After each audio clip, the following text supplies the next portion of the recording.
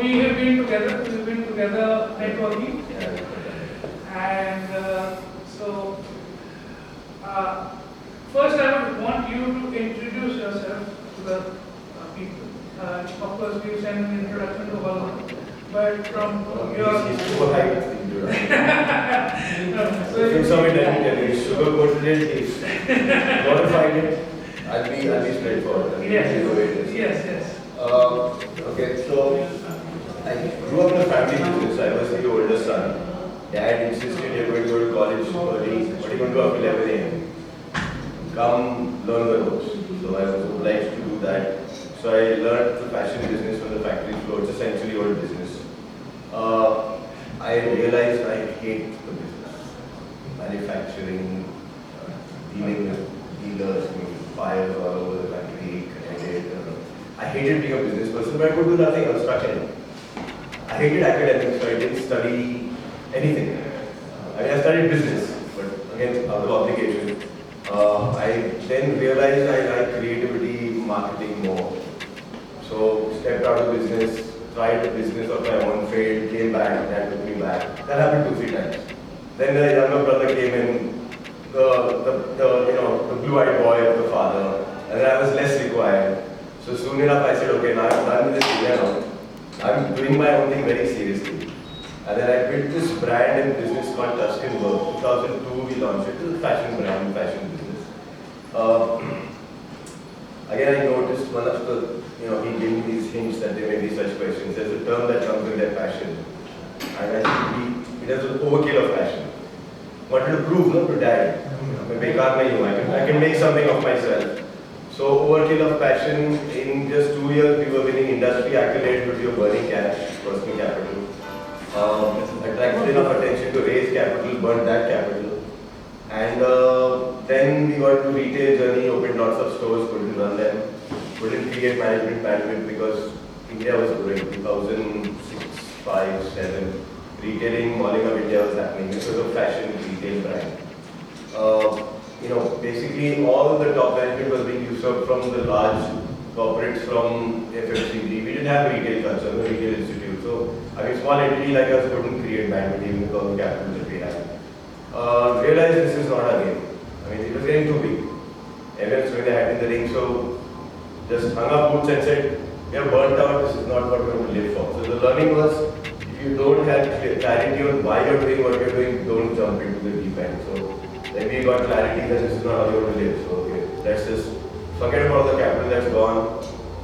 Let's do something that I like to do. And that's when this consultancy started, which is 2008. And I like to build brands. I like to develop brands. I like to work with other people and for other people. I like to see other people flourish. It just gives me a lot of personal gratification. I never knew that. So the journey has been discovery of what my soul enjoys doing.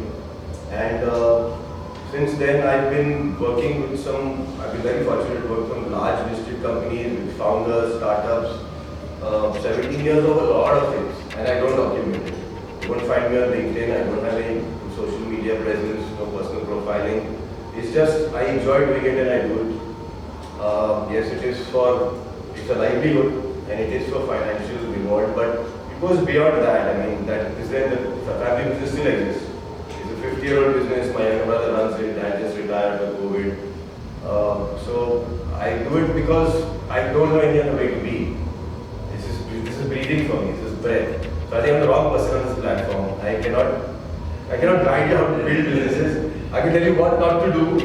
And if you want to be joyful and euphoric about what you do on a daily basis, then I can tell you what I do for that. That's all I can do.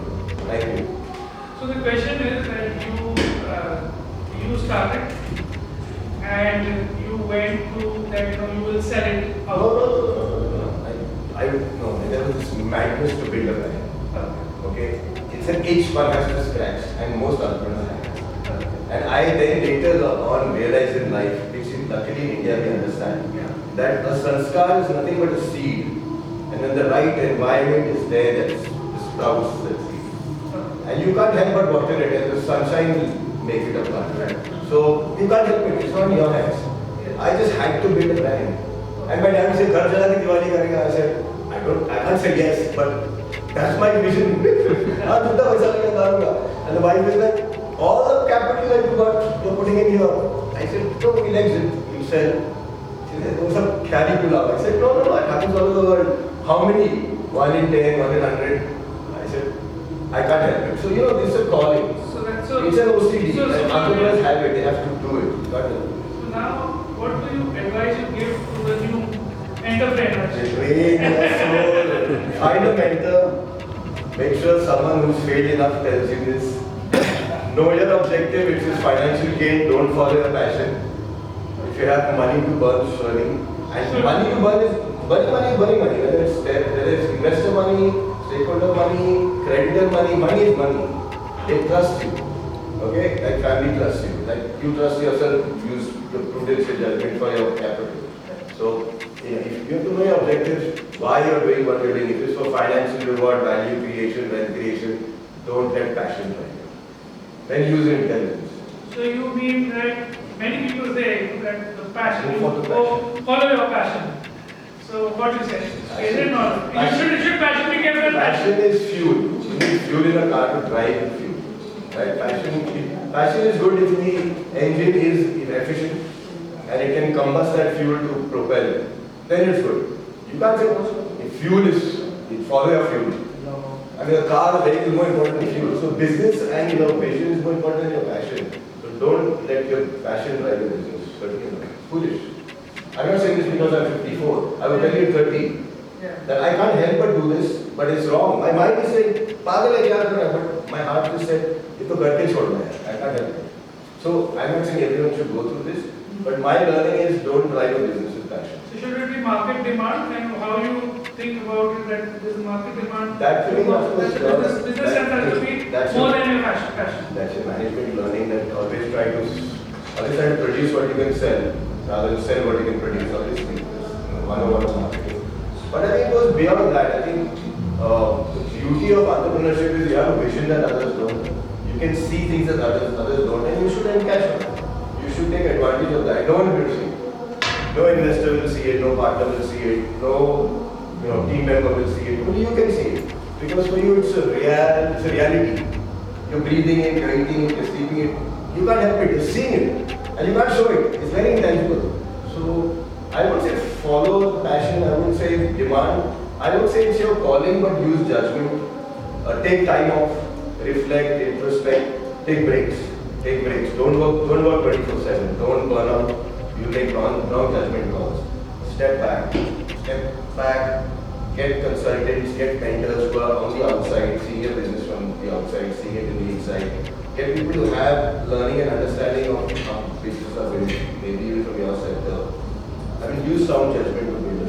So now, you've been in the fashion industry, you've been branding. So what do you see in the near future, and how do you think the fashion industry is Gen Z does not subscribe to fashion at all.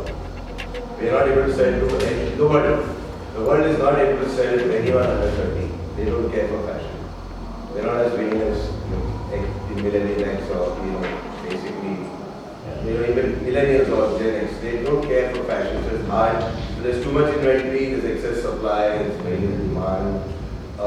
And there's this pressure to become sustainable as an industry. Second largest polluting industry in the world, fashion. So huge pressure to practice sustainability that takes costs up. That delays you to put fast fashion out there. At the most, Gen Z will consume fast fashion. So it's going through a very difficult time. The worst time we've seen in decades. Oh. Yeah. So where do you see creativity come into it? Like how would you say, because you're the chief creative director, so how do you think that creativity comes into this? To me, creativity is not design. I mean, I don't have any design learning background, no formal training in design. An entrepreneur creates a business. A mother creates a living organism and nurtures it. Okay. Creativity is creation. Is you're creating. It's something that didn't exist, and you're bringing it into being, existence, shaping it, manifestation. You're doing all of that. That's creativity. So when you're creating a business, it need not be a creative business. It can be a very mundane, day-to-day operation-oriented business, but you're still creating it because you're creating processes, you're creating systems, you're growing it. So if you have a creative mind, you can't help but do creativity. And you do creativity, you be creative on your holiday, be creative with your food, everything you do. So my creativity is applied to everything, and I need that delegation. So I make sure that beyond the point I don't put capital money in business, beyond the point I don't use my creativity to do business, and I find other channels and sort of releases for the creativity. How much do you think, like basically, I understand creativity, but how do you differentiate one product to another product? So you have a t-shirt and probably it's one design, and then you're going for another design. So you have to differentiate, right? So you have to come up with something very new, something very. And I think most of the businesses today need something creative to differentiate between what others are doing. So I think there is one very big, question there. What has happened, I think I can tell you about the fashion business, which applies to most lifestyle products as well. Beauty, wellness now, and longevity, all of this. And fashion is everything, footwear, accessories. Is that the earlier generations subscribe to the vision or the aesthetic of the creator, of the designer. So you knew a designer label represents this aesthetic or a brand, and you like that. It creates an emotion, a connect, you like the shopping experience. Gen Z doesn't think like that. Gen Z is okay to buy very bland, plain, simple product. They need to connect with the story you're telling them. They need to feel that it's authentic. So design is not set to Gen Z. Because they don't care for creativity, they don't care for design, they don't care for branding, they don't care for all this value addition, surface ornamentation, printing. No, they don't care for that. They want simple, loose garments, but they want to connect with the brand at a very emotional level. And of course, they're very fickle-minded. They're very into So many people over here, most of us want to make a brand of our own, and they are all that we will market, we put it on Instagram, we will do all that, and ultimately people should know us. So what suggestion you would give them that know the objective of why you want to build the brand. Know the objective. It can be very expensive, the bottomless pit. I'm not saying you burn cash. You may build a profitable business, but it's a never-ending journey.